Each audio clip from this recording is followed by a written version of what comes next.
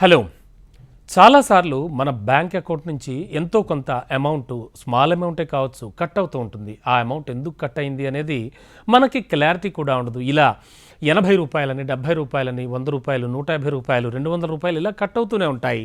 But కొన్నిసార్లు వాటికి reasons ఏమిటి అనేది మనం చూస్తూ ఉంటాం. 99% పర్సన్స్ అయితే ఆ కట్ అవుతున్న అమౌంట్ ఎందుకు కట్ అవుతుంది అనేది పట్టించుకొనే కోరు. అది మనకు తెలుసు. అయితే ఒక విచిత్రమైన వార్త ఒకటి చెప్తాను. మీరు విని చూసి ఈ వార్త ఔరా అంటారు. ఎస్, ఏమిటంటే తన బ్యాంక్ ఖాతా నుంచి అక్రమంగా రూ. 295 కట్ అయినందుకు బ్యాంకు పైనే ఏకంగా 7 ఏళ్ల పాటు పోరాటం చేశాడు ఓ వ్యక్తి.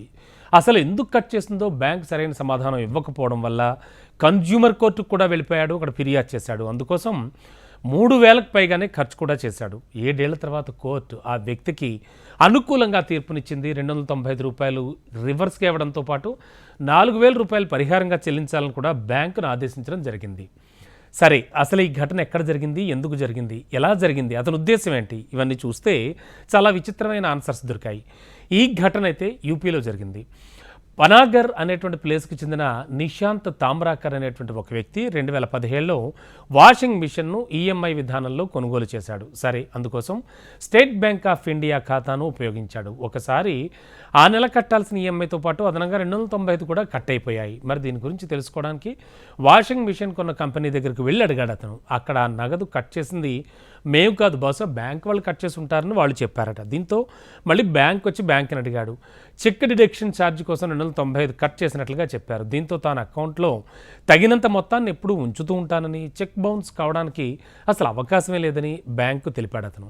ఎలా అయినా తన రూ. 295 వెనక్కి తిరిగి ఇవ్వాలని కోరాడు. దానికి బ్యాంకు ఒప్పుకోలేదు. కానీ దీంతో బ్యాంక్ దగ్గర నుంచి తన డబ్బును తిరిగి తీసుకోవాలని నిశాంత్ నిర్ణయం తీసుకున్నాడు కఠినంగా.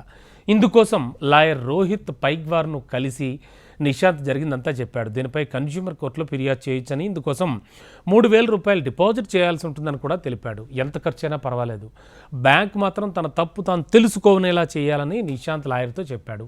దీంతో జబల్పూర్ కన్జ్యూమర్ కోర్టులో ఫిర్యాదు చేశాడు. 2017 నుంచి కేసు నలుగుతూ వస్తోంది, అంటే విచారణ జరుగుతోంది. కానీ రూ. 295 ఎందుకు కట్ చేశారనేది మాత్రం బ్యాంక్ చెప్పలేకపోయింది. దీంతో 7 సంవత్సరాల తదుపరి నవంబర్ 29న, అంటే మొన్న, నిశాంత్కు అనుకూలంగా కోర్టు తీర్పునిచ్చింది. ఈ 295తో పాటు డిపాజిట్ చేసిన మొత్తాన్ని తిరిగి ఇవ్వాలని కూడా బ్యాంకును ఆదేశించింది.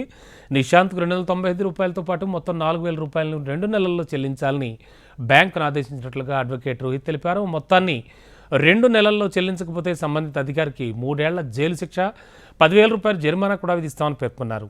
మరి ఇంతటి తీర్పుపై నిశాంత్ స్పందించాడు. తానేం డబ్బు కోసం ఇదంతా చేయలేదని తెలిపాడు. కేవలం బ్యాంకు గుణపాఠం చెప్పడం కోసమే ఇదంతా చేశానని కూడా చెప్పాడు. నిజంగా ఒక రకంగా చూస్తే చాలా ఇన్స్పైరింగ్గా ఉంది స్టోరీ.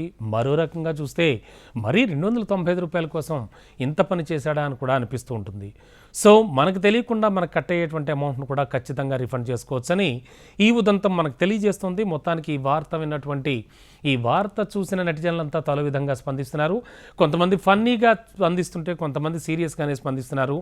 ఎక్కువ మంది అయితే బ్యాంకుకు తగిన బుద్ధి చెప్పామంటూ కూడా స్పందించడం గమనార్హంగా చెప్పచ్చు. మొత్తానికి కేవలం రూ. 295 ఫోన్లే అని వదిలేకుండా అతను ఫైట్ చేసిన విధానాన్ని చాలామంది మెచ్చుకుంటున్నారు.